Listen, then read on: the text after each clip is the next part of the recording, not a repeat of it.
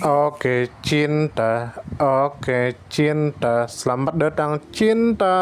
Cervus canadensis xanthophilus adalah salah satu subspesies wapiti yang hidup di kawasan Asia Timur terutama di Rusia Timur, Laut Tiongkok dan sebagian Korea. Hewan ini menjadi bagian penting dari ekosistem hutan boreal dan daerah pegunungan tempat ia berkembang. Pertanyaan tentang siapa, kapan, di mana, mengapa, apa dan bagaimana dapat dijelaskan melalui kehidupan sehari-hari satwa ini. Wapiti ini ditemukan ketika para ahli zoologi mempelajari keragaman rusa besar di Asia dan mereka mencatat bahwa subspesies ini memiliki ciri tubuh lebih kekar dan warna bulu lebih gelap dibandingkan wapiti Amerika Utara. Ia hidup di wilayah berhutan lebat karena tempat tersebut menyediakan tumbuhan berkayu, daun semak dan rumput sebagai sumber makanan utama. Hewan ini bertahan hidup dengan cara hidup berkelompok sehingga mereka saling melindungi dari pemangsa dan lebih mudah menemukan lokasi pakan yang aman.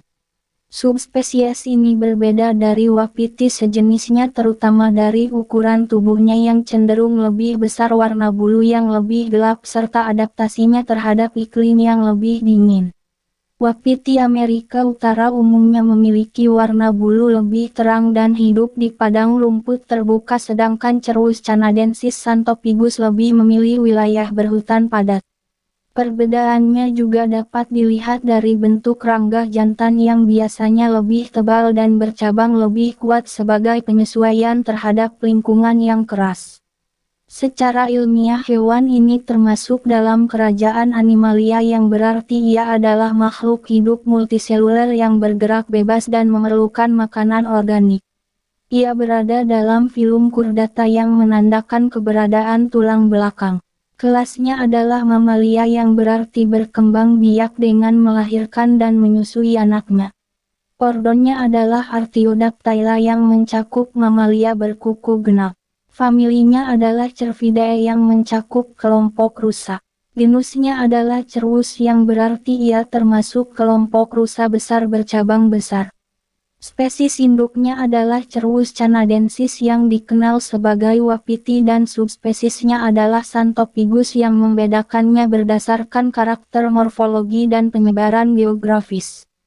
Pemangsa alami subspesies ini adalah serigala harimau Siberia dan beruang coklat yang memangsa anak atau individu dewasa yang lemah.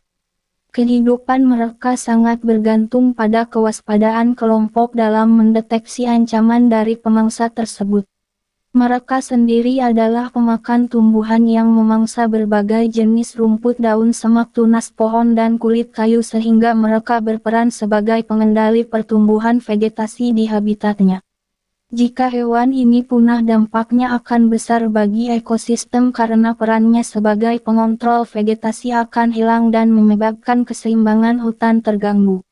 Pemangsa alami akan kehilangan sumber makanan sehingga bisa menurunkan populasinya atau memaksa mereka memangsa satwa lain secara berlebihan. Kehilangannya juga mengurangi keragaman genetik wapiti dunia serta menghilangkan bagian penting dari warisan alam liar Asia Timur. Keberadaannya penting untuk menjaga kestabilan ekosistem hutan sehingga upaya konservasi menjadi sangat diperlukan.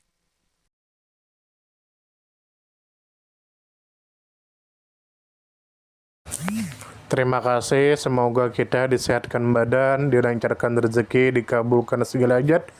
Jangan lupa like, share, komen, subscribe, bertemanlah dengan kami. Terima kasih. Mohon maaf jika ada salah. Jangan lupa bantu kami. Semangat. Terima kasih, semoga kita disehatkan badan, dilancarkan rezeki, dikabulkan segala hajat.